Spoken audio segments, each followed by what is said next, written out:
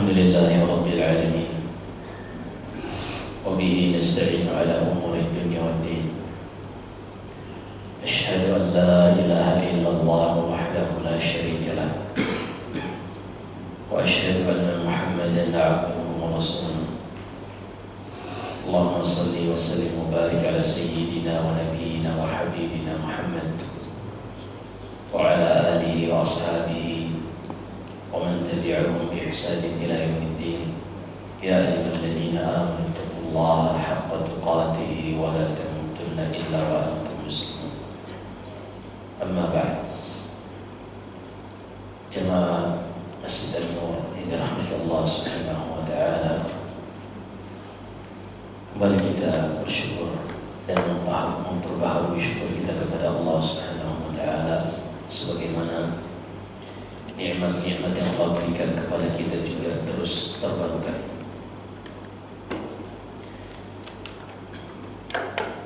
Khususnya nikmat di subuh hari ini kita bisa berkumpul kembali dalam rangka mendengarkan ayat-ayat Allah Subhanahu wa taala dan mempelajari hadis-hadis Nabi sallallahu alaihi wasallam.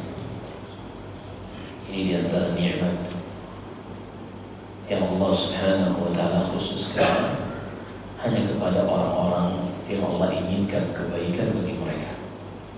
Sebagaimana yang disebutkan dalam Sahih Bukhari dan Sahih Muslim dari sahabat Muawiyah ibn Abi Sufyan radhiyallahu anhu, Nabi sallallahu alaihi wasallam bersabda, "May yuridillahu bihi khairan yufaqihuhu fid din." Siapa saja yang Allah inginkan baginya kebaikan, maka Allah akan pahamkan orang tersebut terhadap agama ini. Maka indikator yang dengannya seorang manusia bisa melihat apakah Allah menginginkan kebaikan baginya atau tidak adalah dengan melihat sejauh mana ia dimudahkan untuk mempelajari agama Allah Subhanahu wa taala, kemudian ia diilhamkan untuk mengamalkan apa yang telah ia pelajari tersebut. Maka ini diantara nikmat yang kita patut syukuri kepada Allah Subhanahu wa taala di saat kebanyakan orang-orang yang berada di zaman kita, mereka justru cenderung kepada hal-hal yang lain, lebih terfitnah dan tenggelam dengan gemerlapnya dunia, dan di waktu-waktu seperti ini mereka tidur terkapar, terbujur kaku.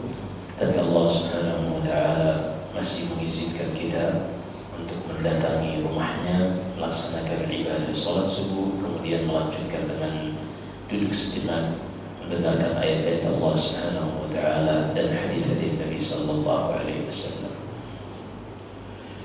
Kemudian kita akan lanjutkan insyaallah taala pada hari ini setelah pertemuan sebelumnya kita telah bahas berkaitan tentang syafaat, yang mana pada kesimpulannya di dalam Al-Quran Allah sebutkan syafaat itu ada dua jenis. Ada syafaat musbata, ada syafaat yang diterima, dan ada syafaat manfiyah, syafaat yang tertolak. Adapun syafaat yang diterima adalah syafaat yang diminta dari Allah dan memenuhi dua syarat. Syafaat yang bisa diterima adalah syafaat yang diminta dari Allah dan memenuhi dua syarat. Kita sudah sebutkan syarat yang pertama adalah idzullahi lisyafi'. Syafaat itu bisa diterima ketika yang akan memberikan syafaat telah mendapatkan izin dari Allah Subhanahu wa taala. Sebagaimana Allah berfirman di dalam ayat kursi, "Man dzalladzi yashfa'u 'indahu illa bi'idnih." Maka siapakah yang bisa memberikan syafaat di sisi Allah kecuali dengan izin Allah Subhanahu wa taala. Ini syarat yang pertama. Dan yang memberikan syafaat ini diizinkan oleh Allah dikarenakan Allah ingin memuliakan hamba ini. Sehingga ada maqam yang sudah kita sebutkan pada pertemuan sebelumnya, ada satu kedudukan yang paling mulia yang menunjukkan orang yang mendapatkan kedudukan ini dialah manusia terbaik.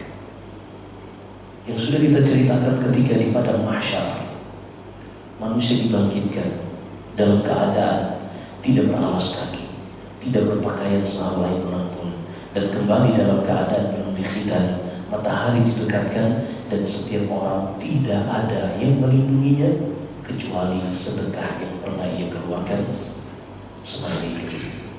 Pada saat itu manusia kepanasan, manusia sangat tersiksa. Mereka pun mendatangi Nabi Adam alaihissalam lalu mengatakan, "Ya Adam, anta awwalu bashar khalaqaka Allah biyadayhi wa asjada laka malaikata fashfa' lana 'inda rabbik."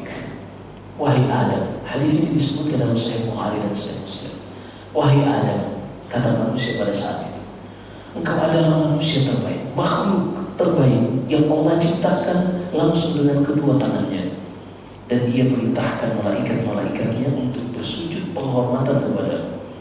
Maka mintalah kepada Allah, mintalah syafaat agar ia menuntaskan perkara di tengah-tengah kita semua.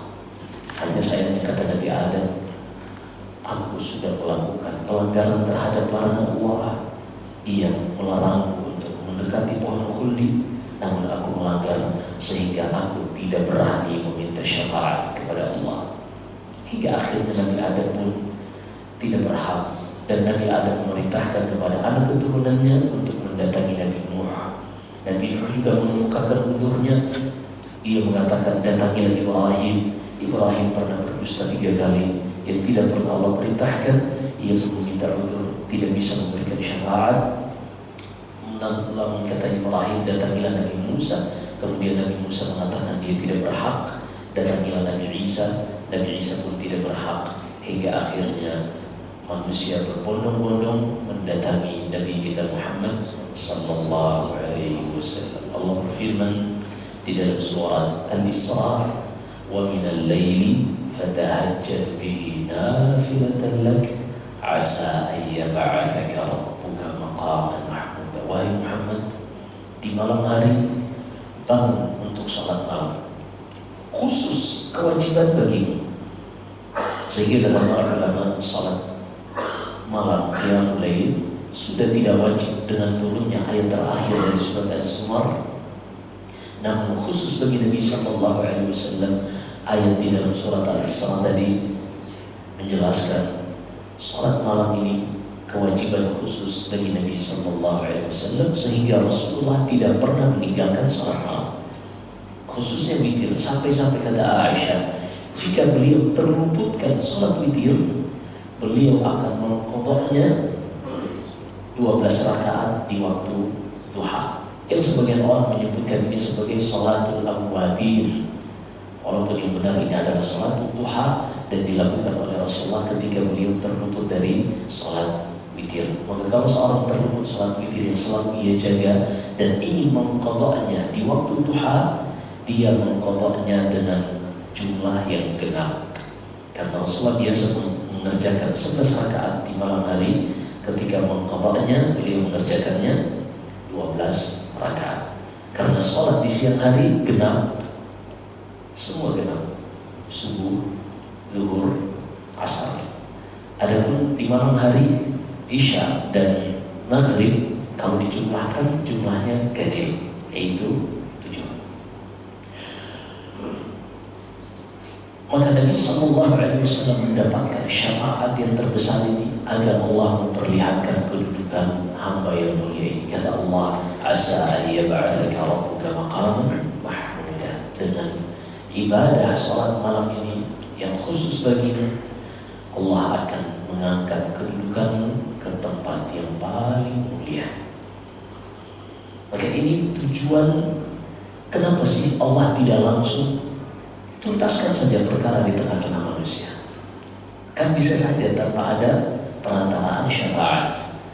Tapi Allah memilih dari hamba-hambanya yang ingin ia tinggikan kedudukannya, dan Allah ingin perlihatkan kepada seluruh manusia yang dahulu mengusir Nabi SAW dari Mekah, yang dahulu melempari dan mengolok-olok Nabi SAW ketika di Taif, yang dahulu mendustakan beliau, menuduh beliau seorang tukang sihir, seorang dukun.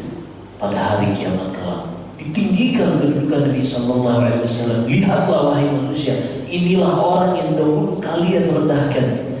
Sesungguhnya dia adalah orang yang tinggi kedudukannya di sisi Allah Subhanahu wa Ta'ala. Dan umat ini disyariatkan oleh Nabi Sallallahu Alaihi Wasallam untuk mendoakan Rasulnya agar mendapatkan kedudukan yang tinggi ini. Kata Nabi Sallallahu Alaihi Wasallam, "Idza sami'tumul mu'adzin yunadi faqulu kama qala al-mu'adzin." Jika kalian mendengarkan mu'adzin mengumandangkan adzan, ucapkan seperti yang diucapkan mu'adzin tersebut, kecuali hayya 'alas shalah dan hayya 'alal falah. Kemudian setelah itu kata Rasulullah, "Tsumma sal liyal wasilah." Kemudian mintalah kepada Allah untuk wasilah. Sehingga kita berdoa, Allahumma rabb hadhihi ad-da'wati at-tammah was-salatil qa'imah ati Muhammadan al-wasilah wa ba'athhu maqaman mahmudan. Al-wasilah artinya syafaat yang akan Allah berikan kepada Nabi Sallallahu Alaihi Wasallam untuk menuntaskan perkara di tengah-tengah manusia. Ini syafaat jenis yang pertama atau syarat yang pertama, yaitu orang yang memberikan syafaat harus mendapatkan izin dari Allah Subhanahu wa Ta'ala. Adapun syarat yang kedua, orang yang diberi syafaat adalah orang yang diridhai oleh Allah Subhanahu wa Ta'ala. Orang yang diridhai ucapan, perbuatan, dan keyakinannya. Dan Allah Subhanahu wa Ta'ala hanya ridha dari hamba-hambanya yang muslim.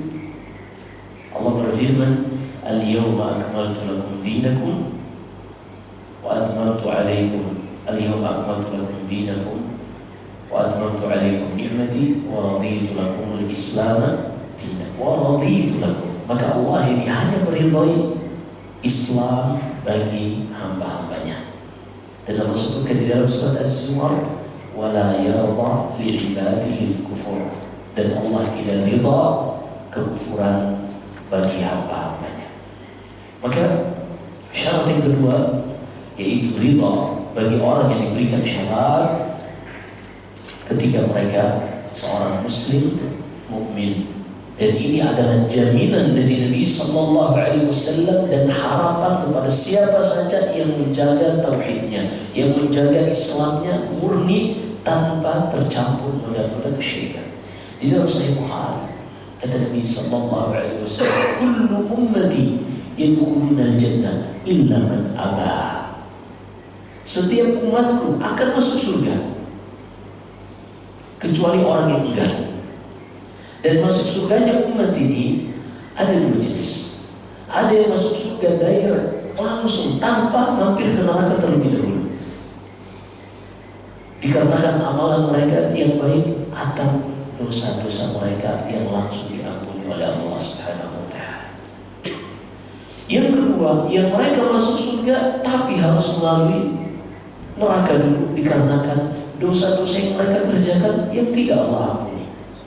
Selama mereka menjaga keimanan yang tidak tercampur noda-noda kesyirikan, maka dipastikan dia akan masuk surga. Kata Nabi Sallallahu Alaihi Wasallam dalam Sahih Bukhari dan Sahih Muslim dari hadis Abu Sa'id Al-Khudri radhiyallahu ta'ala, "Sayakhruju minan nar man kana fi qalbihi mithqal dzarratin min iman."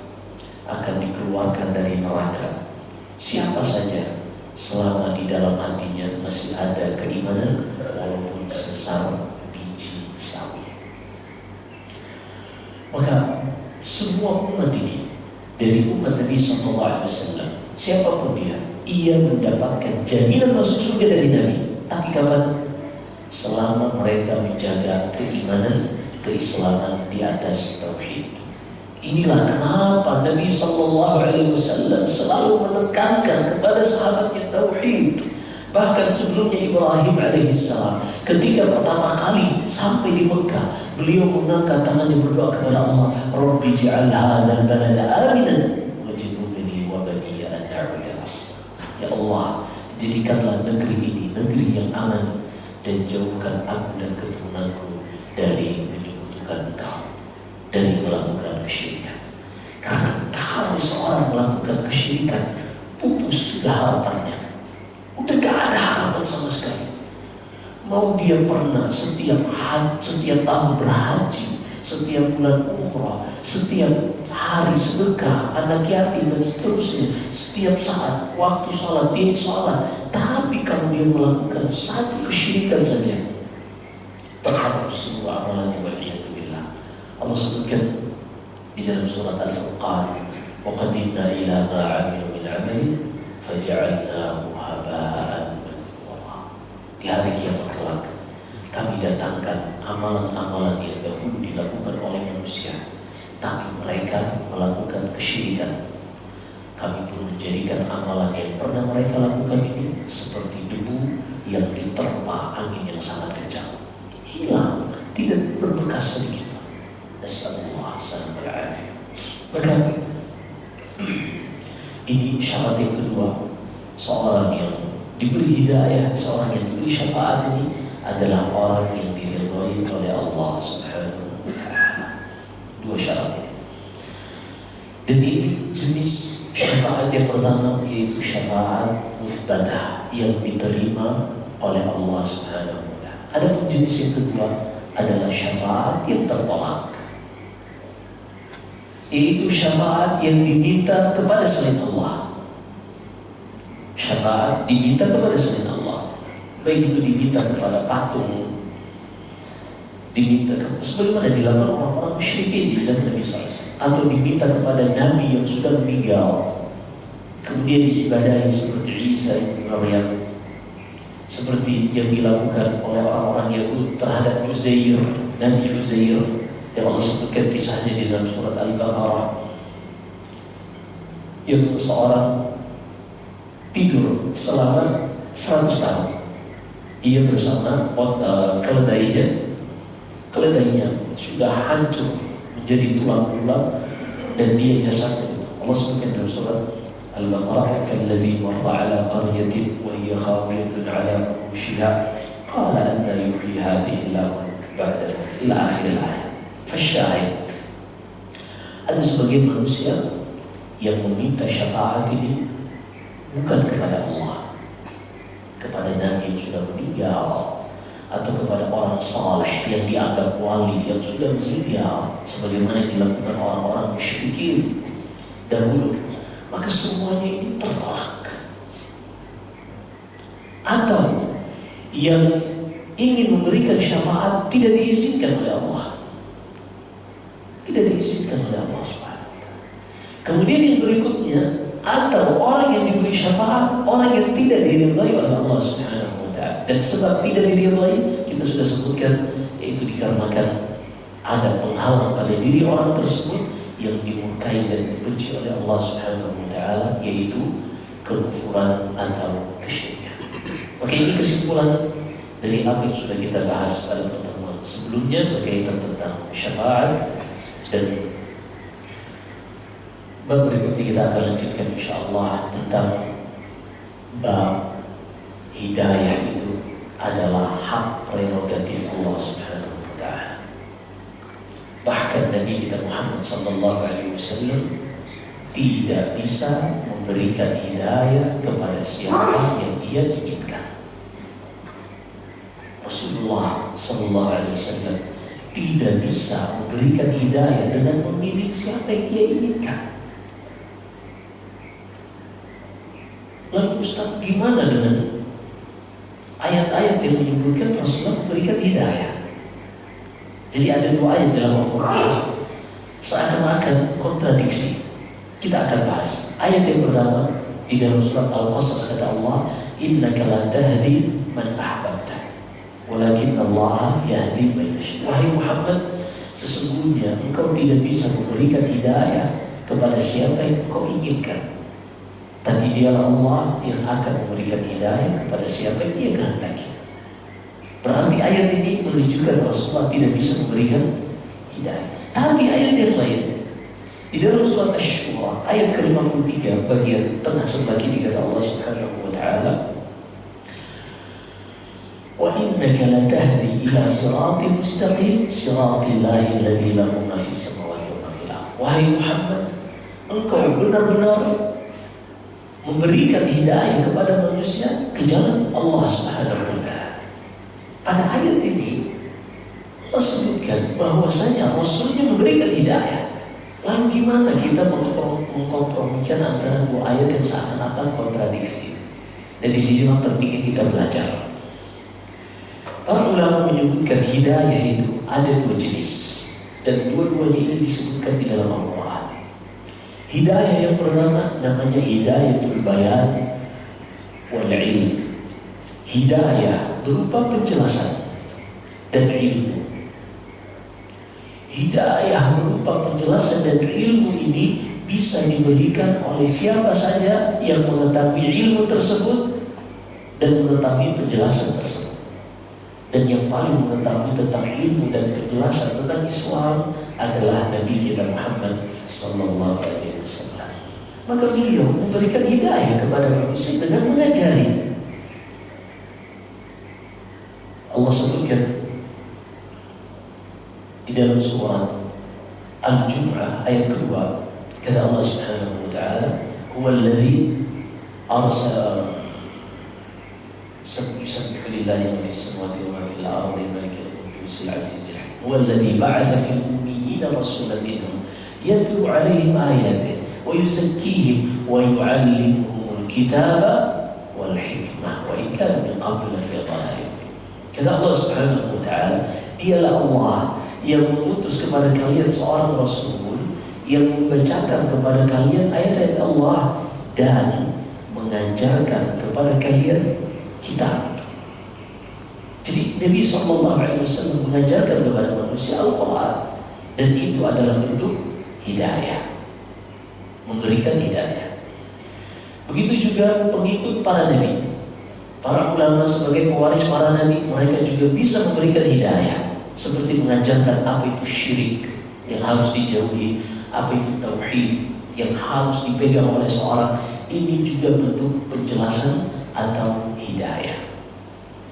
Tapi ada jenis hidayah yang kedua, hidayah yang istimewa, tidak ada arti sama sekali hidayah pertama tadi kalau tidak ada hidayah yang kedua ini, yaitu hidayah taufiq wal amal. Hidayah seorang diberi taufik, diilhamkan untuk mengamalkan ilmu yang telah ia pelajari. Maka kalau kita tanya di negeri kita ini, negeri kaum muslimin terbesar di dunia, apa hukum sholat 5 waktu? Semua tahu hukum sholat 5 waktu. Bahkan non muslim di negeri kita ini tahu. Sebagian orang bercerita, dia non muslim, tapi kalau temannya masuk waktu sholat, dia belum sholat, diingetin sama temannya non muslim. Sampai seperti itu hidayah di negeri ini tersebar, alhamdulillah. Tapi pertanyaannya, berapa shaf yang terisi di masjid-masjid kaum muslimin ketika sholat? Membaca Al-Quran, kita tahu itu adalah kebaikan. Berapa banyak orang yang membaca Al-Quran? Duduk di majelis seperti ini, kita merasakan ketenangan. Gak ada tendensi duniawi yang membuat kita duduk di sini. Semata-mata kita mengharapkan rahmat Allah turun di majelis seperti ini. Maka kita bersyukur kepada setiap yang memberikan sumbangsi dalam majelis seperti ini, DKM Masjid An-Nur dan juga panitia kajian. Dengan seperti ini diselenggarakannya, difasilitasinya majelis seperti ini, kita bisa duduk tenang mendengarkan hidayah. Siapa yang bisa duduk di tempat seperti ini? Orang-orang yang Allah Subhanahu wa taala berikan hidayah itu taufik. Maka jenis hidayah yang kedua ini murni, diminta hanya kepada Allah Subhanahu wa taala, dan hanya Allah yang bisa memberikannya. Sampai-sampai Nabi sallallahu alaihi wasallam kata Allah, "Wahai Muhammad, engkau tidak bisa memberi hidayah kepada siapa yang engkau cintai."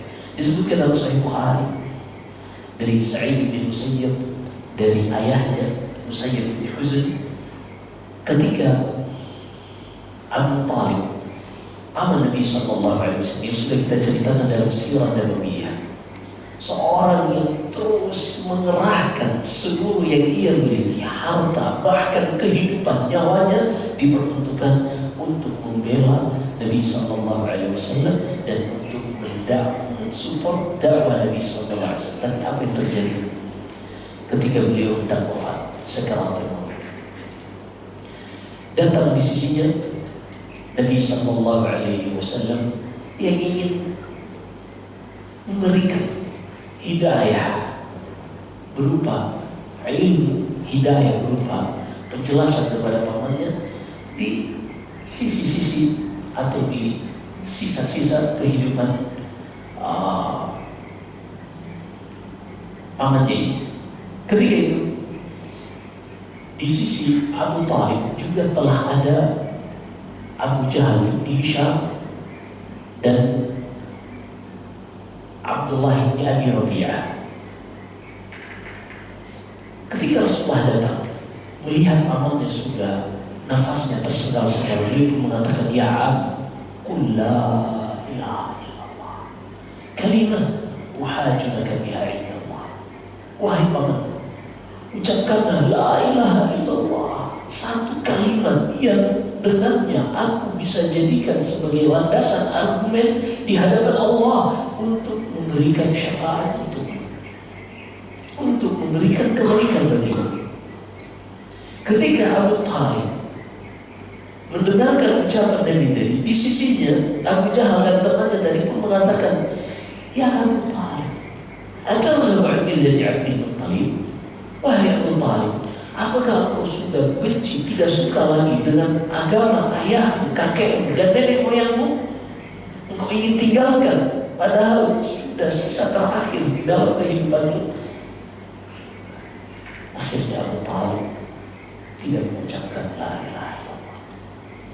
Rasulullah tidak putus asa. Beliau kembali mengulangi, ya Am, qul la ilaha illallah, kalimah uhajulaka biha indallah. Wahai paman, la ilaha illallah, ucapkan saja satu kalimat yang dengannya aku akan jadikan landasan argumen untuk membela di sisi Allah Subhanahu wa Ta'ala. Sampai 3 kali Rasulullah mengulanginya, tapi kawan yang buruk yang ada di sisi kanan dan kiri Abu Talib tidak berhenti untuk terus menenggelamkan teman mereka ini ke dalam keburukan. Waliyadzubillah. Akhirnya kata perawi hadis ini, famata ala millati Abdul Muttalib wa lam yaqul la ilaha illallah. Maka Abu Talib wafat dan meninggal di atas agama Abdul Muttalib dan tidak mengucapkan la ilaha illallah.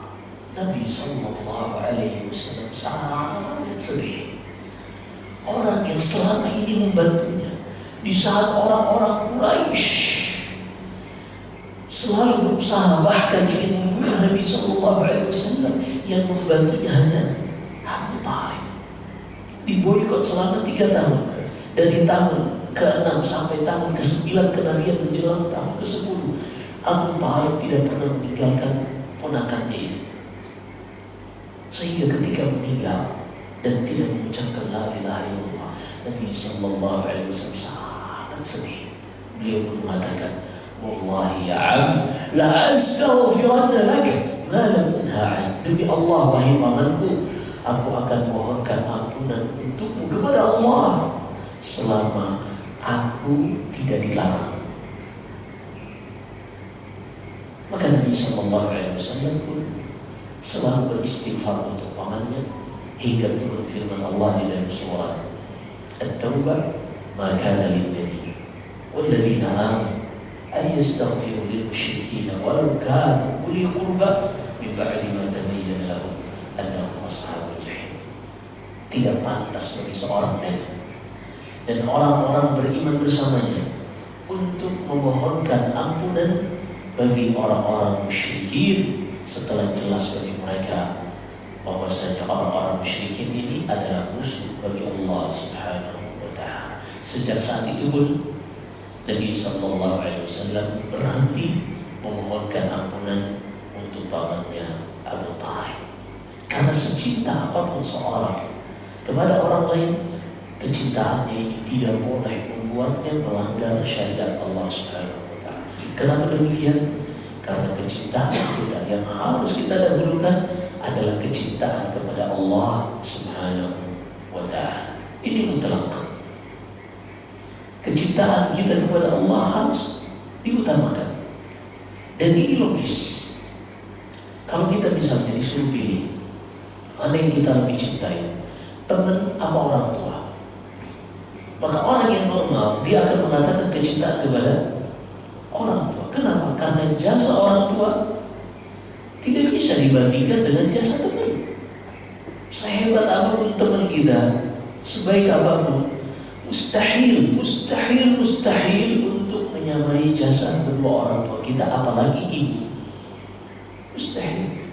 Sehingga seorang yang normal, yang tahu diri dan paham etika balas budi, dia tidak akan mendahulukan kecintaan kepada orang lain dibanding kepada kedua orang tua, apalagi kepada ibunya. Dan itulah Islam. Datang Abu Hurairah kepada Nabi SAW mengatakan, ya Rasulullah, man ahaqqun nas bi husni sahabat. Ya Rasulullah, siapa manusia yang paling harus aku prioritaskan di dalam berbuat baik? Apa kata Rasulullah? Qala ummuk, ibumu. Qul tsumma, lalu siapa setelah ibuku ya Rasul? Qala ummuk, yang kedua ibumu. Oke, wahai Rasul, udah dua kali. Lalu yang ketiga siapa?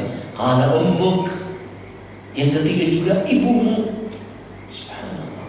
Qala tsumma, kemudian yang keempat ayah. Maka seorang yang normal, dia tidak akan mendahulukan kecintaan kepada temannya dibanding kepada orang tua.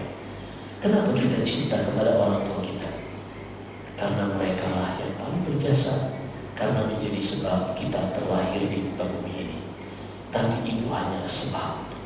Tidakkah kita perhatikan bahwasanya yang menciptakan sebab itu, dialah yang harus kita dahulukan di dalam kecintaan dalam kehidupan dunia ini. Dialah Allah Subhanahu Ta'ala yang telah berikan kepada kita nikmat yang mutlak tidak mungkin kita balas. Allah sebutkan dalam surat Al-Insan ayat pertama, hal ata'ala al-insan hin min ad-dahri lam yakun syai'an madhkura. Bukankah telah sampai kepada manusia berita tentang dahulu mereka sesuatu yang tidak bisa disebut. Kita manusia berasal dari sesuatu yang tidak ada, menjadi ada karena Allah yang menciptakan kita. Bukan karena privilege kita, bukan karena garis keturunan kita, enggak. Tapi semata-mata Allah inginkan kita ada, maka kita ada. Ini nikmat yang mutlak, yang mustahil kita bisa balas. Sehingga ketika kita menyadari ini, kita sadar bahwasanya nikmat yang terbesar yang kita dapatkan adalah dari Allah Subhanahu wa Ta'ala. Maka siapa yang seharusnya kita dahulukan kecintaan kepadanya? Allah Subhanahu wa Ta'ala. Maka ketika Rasulullah dilarang untuk memohonkan ampunan bagi orang yang paling ia cintai, ketika yang melarangnya yang paling ia cintai juga, maka gugurlah keinginan Rasulullah untuk memohonkan ampunan kepada pamannya. Sampai Nabi SAW dalam Sahih Muslim, ista'adzantu Rabbi an astaghfira li ummi. Aku pernah meminta izin kepada Allah untuk beristighfar, memohonkan ampunan untuk ibuku. Ibu Rasulullah wafat dalam keadaan musyrik. Falam ya'zan li. Tapi Allah tidak izinkan aku untuk memohonkan istighfar untuk ibuku. Wa sa'altuhu an asura qabraha fa'azina li. Kemudian aku minta izin kepada Allah untuk menziarahi kubur ibuku, dan Allah mengizinkan. Bedakan antara dua hal, berziarah dengan beristighfar. Mungkin ada yang merasa, Ustaz, apa iya orang tua Nabi di neraka? Ini ibu Nabi loh Ustaz, ini ayah Nabi loh Ustaz. Baik, kita jawab. Pertama, kita harus dengan hati yang tenang, karena Islam ini bukan pakai perasaan, tapi pakai dalil. Kita bahas pelan-pelan. Yang pertama, hidayah itu milik Allah. Allah berikan kepada siapa yang Dia kehendaki. Ini sudah kita paham. Kemudian poin yang menyebutkan orang tua Nabi di dalam neraka adalah manusia yang paling cinta kepada orang tua Nabi, yaitu Nabi kita Muhammad sallallahu alaihi wasallam. Di dalam Sahih Muslim datang seorang laki-laki kepada Rasulullah sallallahu alaihi wasallam. Ya Rasulullah, aina abi? Wahai Rasulullah, ayahku wafat di zaman jahiliyah. Di manakah ia tempatnya di akhirat kelak? Qala abuka finnar. Kata Rasulullah, ayahmu di dalam neraka. Orang ini pun sedih ketika ia hendak pergi. Rasulullah mengatakan, abuka wa abi finnar. Ayahku juga di neraka, bukan karena nasab menjadikan seorang itu masuk surga, tapi karena amalannya. Di dalam hadis yang lain kata Rasulullah SAW, man batta'a bihi amalu lam yusri' bihi nasabu. Siapa saja yang amalannya tidak cukup untuk memasukkan ia ke dalam surga, maka nasabnya tidak akan bisa membantunya untuk masuk ke dalam surga. Ayahmu dan ayahku di neraka. Ini bukan pilihan kita, bukan keinginan kita, takdir Allah Subhanahu wa ta'ala. Ini poin yang kedua. Poin yang ketiga, ketika ayah dan ibu Rasulullah wafat sebelum Rasulullah menjadi Nabi, mereka masuk neraka. Ketahuilah ini lebih ringan dibanding kalau seandainya ayah dan ibu Nabi berjumpa dengan Nabi kemudian tidak beriman kepada Nabi. Ini akan sangat menyakitkan bagi Nabi Sallallahu Alaihi Wasallam, sebagaimana yang terjadi pada Nabi Ibrahim Alaihissalam. Orang yang paling ia harapkan mendukung dakwahnya, mensupport anaknya, justru sebaliknya dilempari, diusir oleh ayahnya sendiri. Kita kalau diusir oleh om, tante, diusir oleh tetangga, oke, tidak ada masalah. Kita pulang ke rumah, masih ada manusia yang mencintai kita di rumah. Siapa itu? Ayah dan ibu. Tapi kalau yang mengusir kita ayah dan ibu, kemana kita ingin mencari kasih sayang? Makanya Nabi Ibrahim ketika ia berdakwah kepada ayahnya, ya, di dalam surat Maryam kata Allah, ya abati inni qad ja'ani min al-'ilmi ma lam ya'tika fattabi'ni ahdika siratan sawiyya. Wahai ayahku, kata Ibrahim, telah datang kepadaku ilmu yang belum sampai kepadamu, maka ikutilah aku, niscaya aku akan membimbingmu kepada jalan Allah yang lurus. Apa kata ayahnya? Araghibun anta an alihati ya Ibrahim, la in lam tantahi la arjumannaka wa la arjumannaka wahjurni maliya. Wahai Ibrahim, apakah kau benci dengan agamaku, dengan keyakinanku yang sejak kau belum lahir aku sudah berada di atasnya, aku sudah ikuti dari warisan leluhur ini? Apakah kau benci? Anak kemarin sore, kalau kau tidak berhenti wahai Ibrahim dari dakwahmu, mendakwahiku, menasihatiku, aku akan lempari engkau dan aku akan usir engkau. Bagi Ibrahim salah dan sedih. Kemana lagi dia mengharapkan kasih sayang kalau bukan kepada orang tua? Jadi sebagian orang menggunakan perasaan, orang tua Nabi di neraka. Nabi Sallallahu Alaihi Wasallam akan lebih sakit hatinya ketika orang tuanya ditakdirkan masih hidup, kemudian beliau berdakwah kepada kedua orang tuanya dan orang tuanya tidak beriman, akan lebih sakit. Dan ini tidak ada jaminan orang tua Nabi akan beriman, karena Allah Subhanahu wa ta'ala lebih mengetahui kepada siapa ia berikan hidayah. Di dalam surah Al-An'am kata Allah, Allahu a'lamu haitsu yaj'alu risalata. Allah lebih mengetahui kemana dia berikan hidayah. Intinya ini adalah pembahasan yang merupakan hak prerogatif Allah Subhanahu wa ta'ala. Kita manusia, kita hanya bisa bersyukur ketika mendapatkan sesuai yang kita inginkan, dan kalau kita tidak bisa mendapatkan sesuai yang kita inginkan, kita hanya bisa bersabar.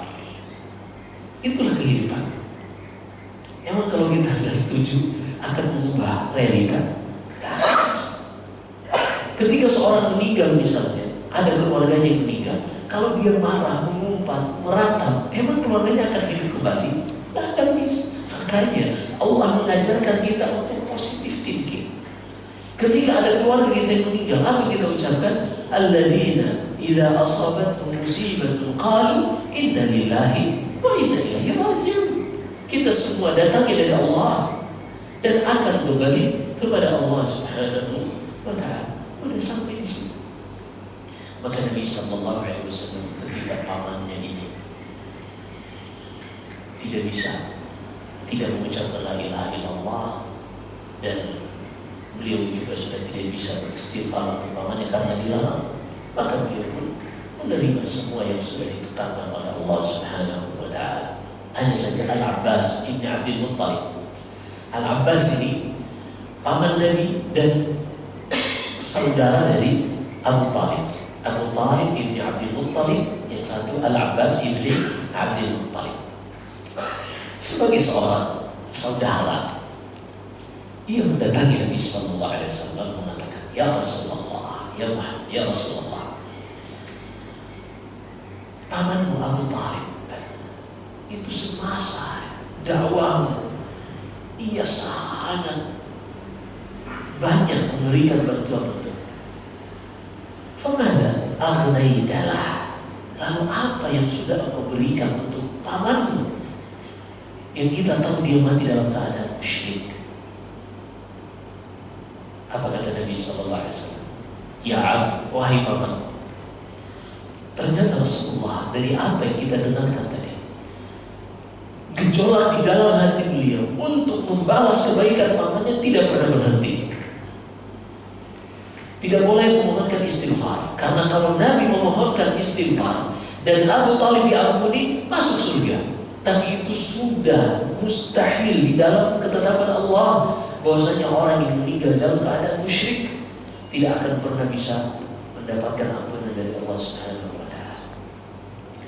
Ternyata Nabi sallallahu alaihi wasallam meminta kepada Allah untuk meringankan azabnya Abu Talib. Kalau memang dia tidak bisa dikeluarkan dari azab, ya Allah, kau meringankan. Ini manusia-manusia yang jujur di dalam membalas kebaikan. Kata Nabi sallallahu alaihi wasallam kepada Al-Abbas, "Wahai pamanku, Abu Talib fi dhahdahin an-nar." Karena kebaikannya yang dahulu dia berikan kepadaku dan kepada dakwah Islam, aku minta kepada Allah, permohon, hingga akhirnya Allah izinkan Abu Talib ini, walaupun dia tidak bisa dikeluarkan dari azab neraka, tapi dia diberikan azab penduduk neraka yang paling ringan. Apa azab penduduk neraka yang paling ringan? Dipakaikan sendal dari bara api, dengannya mendidih kepalanya, mendidih otaknya. Itu yang paling ringan, waliyadzubillah. Pakai sendal sampai kepalanya mendidih. Kita api yang terpanas pun kita injak dengan kaki kita yang melebur. Tapi waliyadzubillah sampai ke kepala dan mendidih otaknya. Assalamualaikum. Maka ini akhir perjalanan dari Abu Talib. Allah Subhanahu wa ta'ala tegaskan bahwasanya hidayah itu milik Allah. Minta kepada Allah, jemput hidayah tersebut, jangan tunggu di tempat. Karena di dalam Sahih Muslim dari hadis Abu Dzar Al-Ghifari, dalam hadis qudsi Allah berfirman, "Ya ibadi, kullukum dhalun illa man hadaitu fastahduni ahlikum." Wahai hamba-hambaku, semua kalian yang lahir di dunia ini dalam keadaan tidak mengetahui jalan kembali kepada Allah, sesat semuanya. Tidak ada yang berada di atas hidayah kecuali orang-orang yang aku berikan hidayah. Maka mintalah hidayah tersebut kepadaku. Maka hidayah ini harus dijemput dan diminta kepada Allah Subhanahu wa ta'ala, bukan ditunggu. Maka bersyukurlah ketika kita disamperin oleh hidayah tersebut, kita didatangi oleh dai, oleh ustaz yang menjelaskan tentang hidayah. Bersyukur. Jangan justru kita defensif karena mungkin bukan dari golongan kita, bukan dari ustaz, afiliasi kelompok kita, lalu kita menolaknya. Bukan karena ustaz ini menyampaikan Al-Quran dan Sunnah, bukan. Tapi kita menolaknya karena bukan dari kelompok kita. Hati-hati dengan yang namanya fanatisme seperti Karena hidayah itu ketika sudah datang, maka ketahuilah itu adalah nikmat terbesar yang Allah berikan kepada kita, mengalahkan nikmat untuk berkelompok, berafiliasi kepada satu sekte atau satu golongan. Wallahi nikmat hidayah ini adalah nikmat yang paling besar. Salman Al-Farisi, kalau ada waktu yang panjang sebenarnya, kisah bagaimana Salman Al-Farisi menjalani kehidupannya menjemput hidayah sangat luar biasa. Ringkasannya, beliau anak seorang pejabat di Persia, penyembah api. Menyembah api, jadi di Persia itu ada namanya Nar. Mereka menyembah api ini karena api ini adalah keburukan, Tuhan pencipta kejelekan. Adapun yang di langit, Tuhan pencipta kebaikan, kata mereka. Maka mereka menyembah yang di langit agar mendapatkan kebaikan, menyembah api ini agar tidak tertimpa keburukan. Mereka memiliki api yang tidak pernah padam, cuma sekali saja padam, yaitu ketika Nabi SAW lahir, api tersebut padam. Selebihnya Salman Al-Farisi dan juga orang-orang Persia, mereka ditugaskan untuk silih berganti menjaga api ini agar tidak pernah padam, menggunakan kayu bakar. Padahal kalau mereka tahu menggunakan batu bara tidak akan padam, mungkin mereka pakai batu bara atau gas ya. Syahid, Tuhan tidak beri gas berarti. Alhamdulillah. Salman Al-Farisi suatu saat, karena ayahnya lagi sibuk yang memiliki kebun, Salman Al-Farisi diperintahkan untuk melihat kebunnya. Ternyata di perjalanan menuju kebun, Salman Al-Farisi melewati gereja. Orang-orang Nasrani beribadah kepada Allah. Kok tidak seperti beribadahnya orang-orang Majusi, menyembah api? Mereka sholat, karena orang Nasrani juga sholat. Nabi Isa sholat, wa awsani bis salati wa zakati ma dumtu hayyan. Kata Nabi Isa dalam surat Maryam, Allah perintahkan kepadaku untuk sholat, bayar zakat selama aku masih hidup. Syahid, Salman Al-Farisi pun tertarik dan ia bertanya-tanya, mencermati, mengamati. Ternyata mereka ini Nasara. Pertama kali ia mendengarkan Nasara, ia pun tertarik dan ingin memeluk agama Nasara. Akhirnya ia hidup hingga akhirnya ayahnya marah karena ia telat dan ia dikurung. Singkat cerita, ia pun berlari dari rumahnya menuju ke Amuria, ke daerah Irak. Jadi antara Iran dan Irak ini kan tetangga, tetangga yang harmonis. Akhirnya ia sampai ke Irak, ke Mosul, bertemu pendeta-pendeta di sana, orang-orang Nasara. Ia ingin belajar tentang agama Nasara. Banyak kisah yang didapati, pendeta-pendeta yang menyuruh jamaahnya untuk mengumpulkan 1/10, ternyata ditimbun oleh pendeta ini. Dia memerintahkan orang untuk melakukan ketaatan, ternyata dia bejat. Dan Salman Al-Farisi menyaksikan dengan mata kepalanya sendiri. Benarlah firman Allah dalam surat At-Taubah, inna katsiran minal ahbari wal ruhbani la ya'kuluna amwalan nas bil batil. Kebanyakan dari pendeta-pendeta itu, mereka mengambil dan memakan harta jamaahnya dengan cara yang batil. Makanya di dalam Islam, seorang ustaz harus memiliki kemandirian dari sisi finansial. Dia jangan mengambil dari jamaahnya, dia jangan mengambil keuntungan dari mereka, tapi dia harus mandiri dari sisi finansial. Dia bisa, makanya dahulu para ulama, Abu Hanifah misalnya, Imam Madhab Hanafi, beliau seorang yang pedagang. Ada seorang ulama yang bernama Al-Bazzar, penjual pakaian. Ya, mungkin kalau sekarang tempatnya di Tanah Abang. Ya. Jadi yang seperti itu bukan hal lain. Justru dengan seperti itu seorang muslim agar tidak mengambil keuntungan dari jamaahnya. Karena ketika seorang tidak memiliki skill, tidak memiliki kemandirian, akan mudah untuk terbawa dengan jamaahnya atau menipu jamaahnya. Fisyah.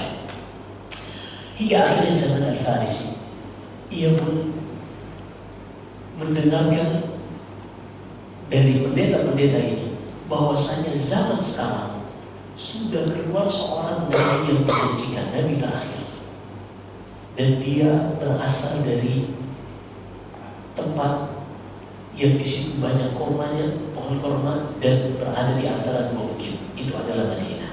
Akhirnya ia pun panjang ceritanya hingga akhirnya ia diculik dan dijadikan sebagai budak hingga sampai ke Madinah. Kebetulan dia dibeli oleh salah seorang penduduk Madinah. Ini takdir yang Allah berikan yang terbaik bisa Al-Farisi. Ketika ia sedang memanjati pohon korma, tiba-tiba orang-orang Yahudi saling berteriak sesama mereka, Muhammad ibni Abdullah telah sampai ke Madinah berhijrah dari Mekah yang sudah lama dinantikan oleh penduduk Madinah. Salman Al-Farisi pun langsung lompat dari pohon korma ingin berjumpa dengan Nabi Sallallahu Alaihi Wasallam hingga akhirnya dia beriman kepada Nabi Sallallahu Alaihi Wasallam. Hidayah itu dijemput, didatangi, dicari. Tapi terkadang ada hidayah yang datang kepada kita dan itu nikmat yang luar biasa dari Allah. Seperti yang pernah kita ceritakan, Tamim bin Aus Ad-Dari di dalam Sahih Muslim dari hadis Fatimah binti Qais radhiyallahu anha. Tamim Ad-Dari ini pernah bersama teman-temannya 30 orang naik kapal berlayar terhempas badai, terombang-ambingkan oleh ombak selama 30 hari hingga akhirnya terdampar di pulau yang di situ ada Dajjal. Hingga akhirnya ia diberitahukan oleh Dajjal akan keluar nabi terakhir. Kalau engkau beriman kepadanya maka itu lebih baik. Akhirnya Nabi Ad-Dari langsung datang ke Madinah dan beriman. Juga nanti kita akan sebutkan di tahun ke-6 Hijriah. Oh ya, kita sudah masuk tahun 6 Hijriah di Sirah Nabawiyah. Jadi setelah perang Bani Mustaliq dan juga perjanjian Hudaybiyah, nanti Nabi SAW akan mengirimkan surat kepada Heraklius, Raja Romawi, Kaisar. Ketika itu, Kaisar ini selain beliau sebagai seorang pemimpin negara Romawi, beliau juga seorang pendeta. Dan dia tahu bintang merah yang menunjukkan nabi terakhir keluar sudah muncul. Maka beliau pun menantikan siapa nabi terakhir tersebut. Hingga datang surat nabi kepada Heraklius yang dikirimkan melalui Dihya ibni Khalifah Al-Kalbi. Ketika surat itu datang, Heraklius tidak ingin membukanya terlebih dahulu. Ia ingin bertanya lebih banyak tentang pengirim surat ini yang mengaku nabi. Maka dicarilah pada saat itu di Palestina, apakah ada penduduk Mekah yang sedang berada di Palestina?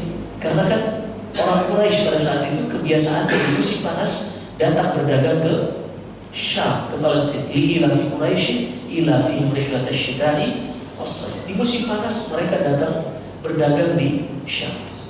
Ketika itu Heraklius mengatakan, coba cari penduduk Mekah, kita ingin tanya terlebih dahulu tentang orang yang mengirim surat ini yang mengaku nabi. Pas pada saat itu penduduk Mekah yang ada adalah Abu Sufyan.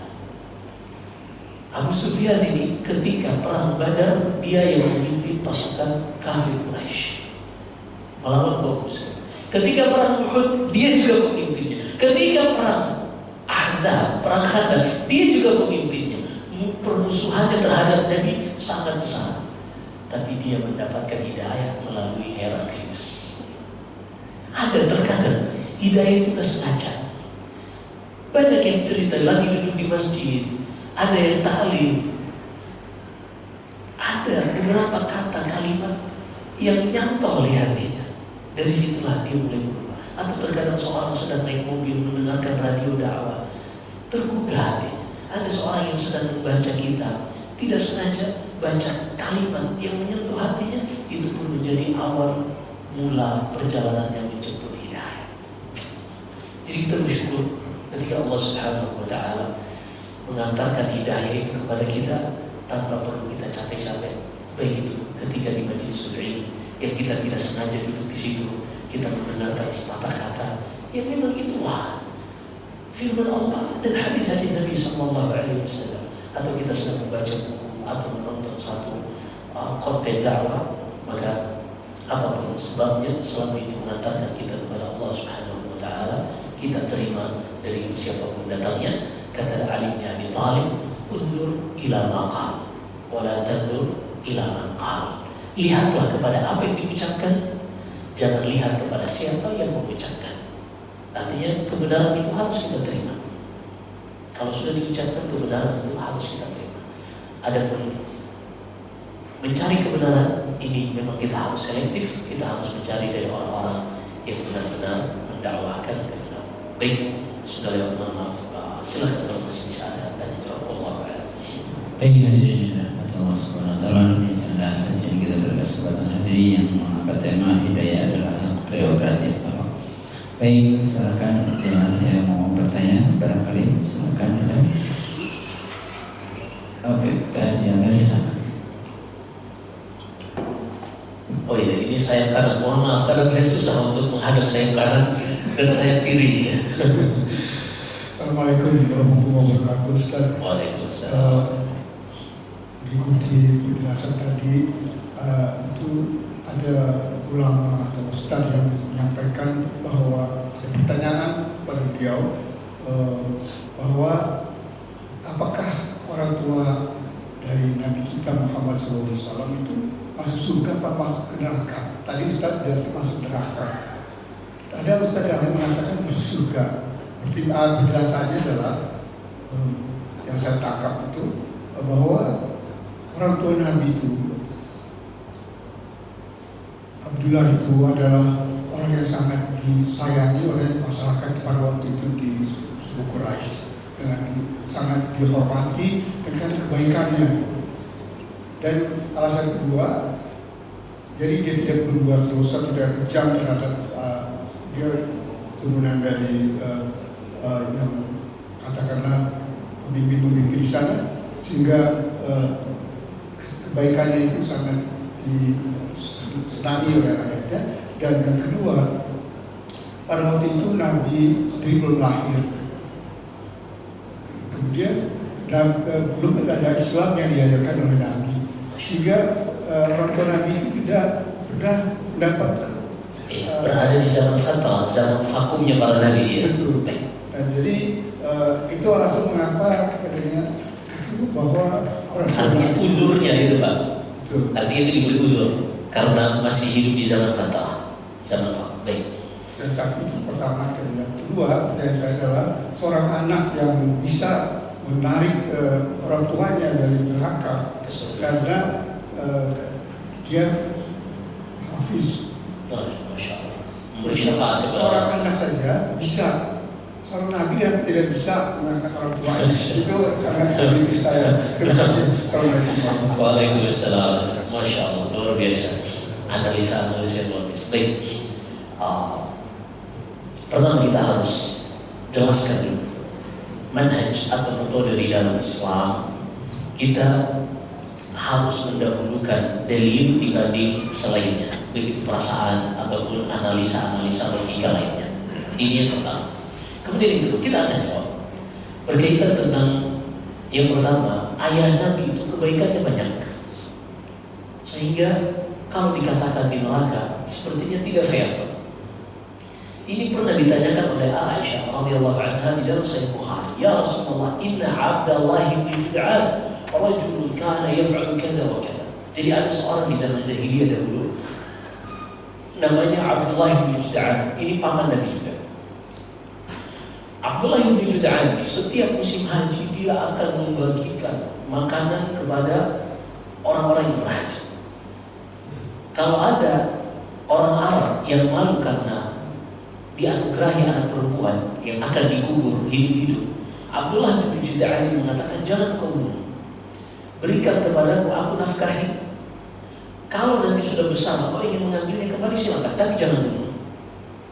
Ini sangat mulia Abdullah bin Jud'an. Aisyah bertanya, ya Rasulullah, hal yang fa'udhalik, apakah itu bermanfaat baginya di hari kiamat kelak? Ini baik loh.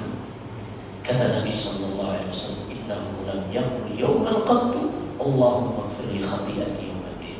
Tidak akan bermanfaat karena dia tidak pernah meminta ampunan kepada Allah Subhanahu wa taala. Artinya dia melakukan hal tersebut dengan motivasinya sendiri.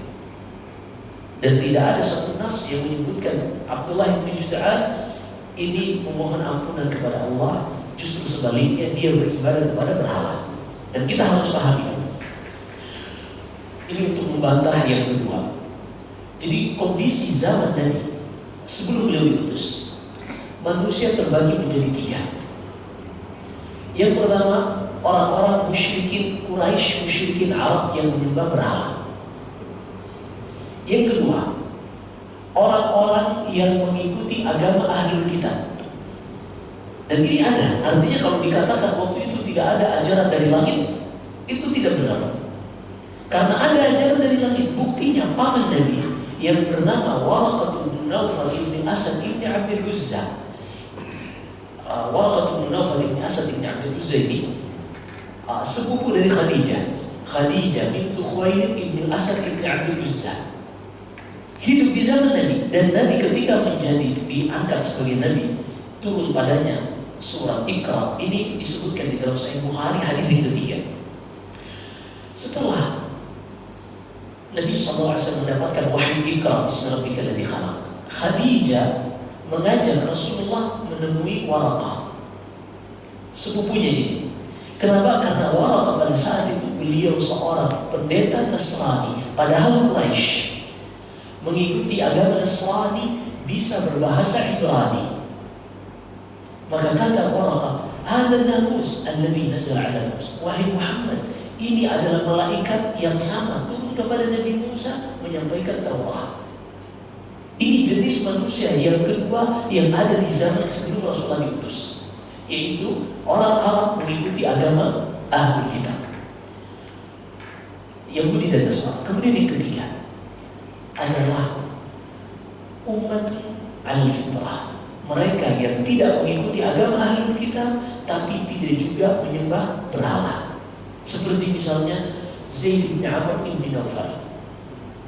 Zaid bin Amr bin Nawfal tidak mau menyembah berhala, tapi tidak juga mengikuti agama Yahudi dan Nasara.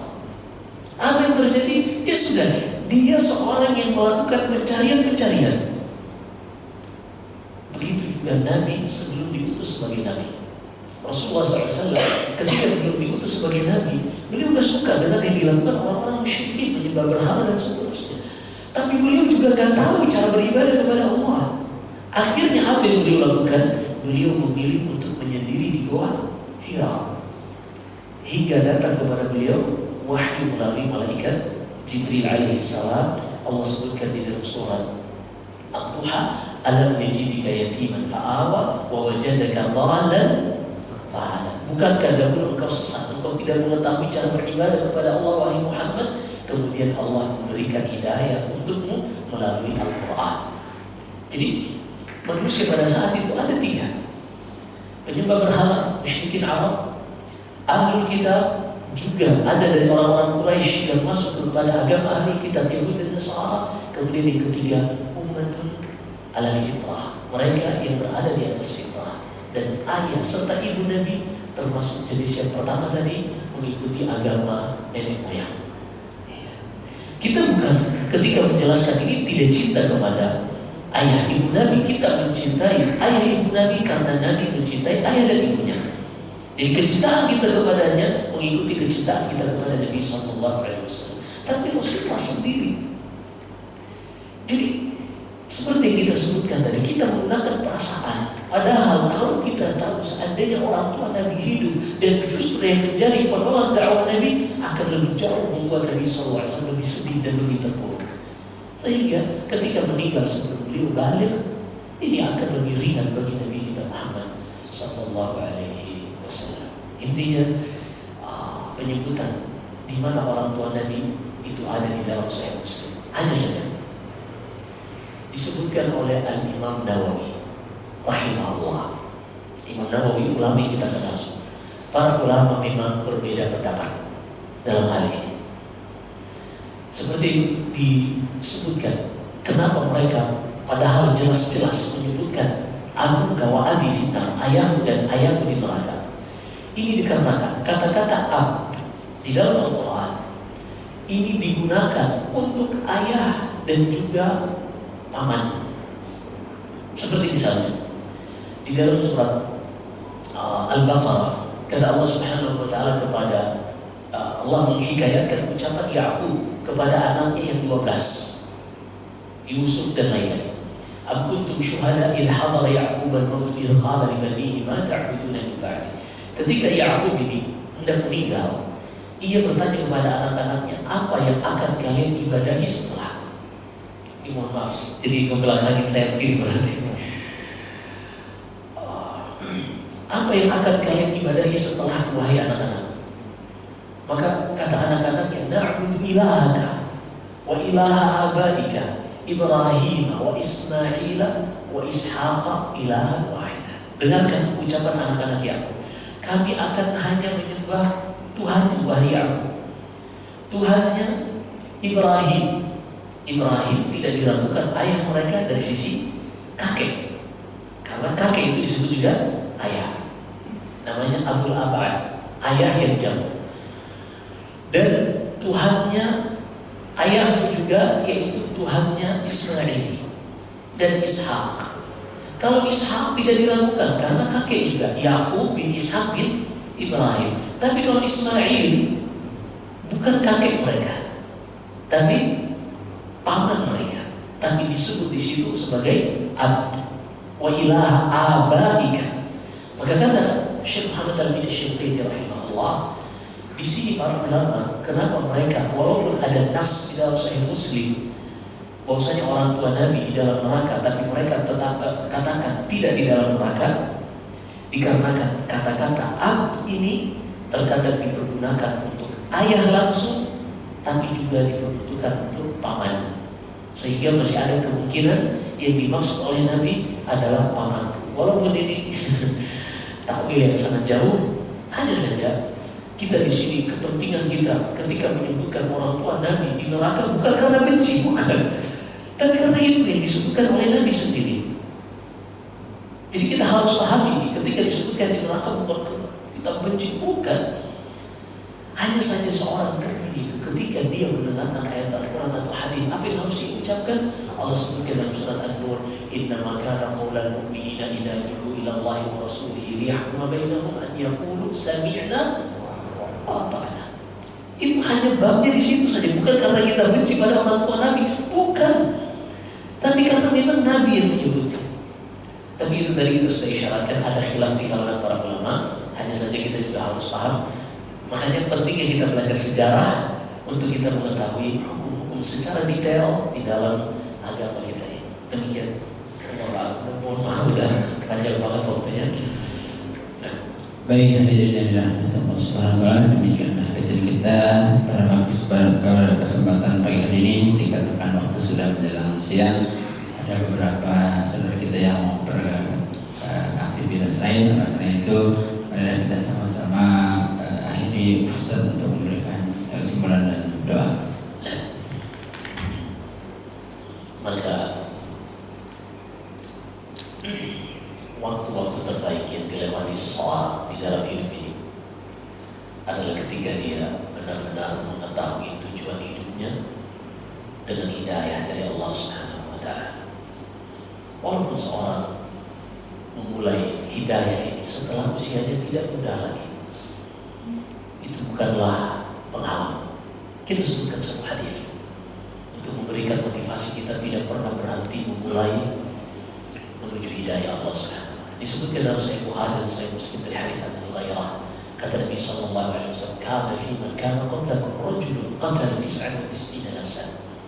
Dahulu sebelum kalian di zaman Bani Israil ada seorang yang sangat kriminal membunuh 99 nyawa.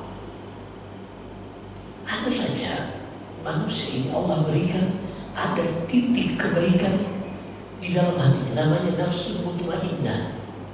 Hanya terkadang nafsu ammarah bisu, jiwa yang menyuruh kepada keburukan selalu dominan, sehingga jiwa yang baik ini kalah. Tapi ada jiwa yang baik tersebut, dan terkadang suatu saat ketika ekonominya sedang tidak baik, fisiknya mulai lemah, badannya mulai capek, mulai sakit-sakitan, baru terkadang dia teringat kepada kehidupan akhirat. Kalau lagi kuat, ekonominya lagi baik, teman-temannya banyak, ini biasanya terlalaikan. Orang yang membunuh 99 ini pun datang suatu saat di dalam dirinya ingin bertobat. Ia pun mencari kira-kira siapa yang bisa membimbingnya untuk bertobat, hingga dia ditujukan kepada ahli ibadah, seorang pendeta. Ahli ibadah, dia nggak tahu bagaimana cara beribadah kepada Allah, hanya ikut-ikutan. Akhirnya ketika dia bertanya, wahai fulan, wahai pendeta, aku telah membunuh 99 orang, fahal min taubah, apakah masih bisa aku bertobat? Kata orang ini, karena beribadah menggunakan perasaan bukan ilmu, 99 itu banyak banget, udah gak ada tobat bagi ente. Akhirnya fakirna lebih ya, orang ini pun jiwanya kriminal langsung digenapkan menjadi 100. Tapi dorongan jiwanya tidak pernah berhenti untuk mengajarnya bertobat, hingga ia ditunjukkan kepada seorang alim ulama dari Bani Israil. Ketika datang ia menceritakan apa yang sudah ia lakukan, alim itu mengatakan, "Alladzi yahulu bainaka wa bainat taubat." Apa yang bisa menghalangimu dari tobat? Gak ada. Hanya saja engkau ini tinggal di lingkungan yang jelek, yang selalu mengingatkan dan mengajarmu kepada kejelekan. Maka hijrah, tinggalkan negerimu dan pindah ke negeri seberang. Karena di seberang ada orang-orang yang beribadah kepada Allah Subhanahu wa Ta'ala. Apa yang dilakukan orang ini? Karena kejujuran, ingin menjemput hidayah, ia pun segera meninggalkan kampung yang ia cintai, berjalan sedikit demi sedikit menuju kampung yang ia tuju, kampung kebaikan. Namun ternyata kematian menjemputnya di tengah jalan. Meninggal, belum sampai. Dengan hikmahnya Allah mengutus dua malaikat, malaikat azab dan malaikat rahmat.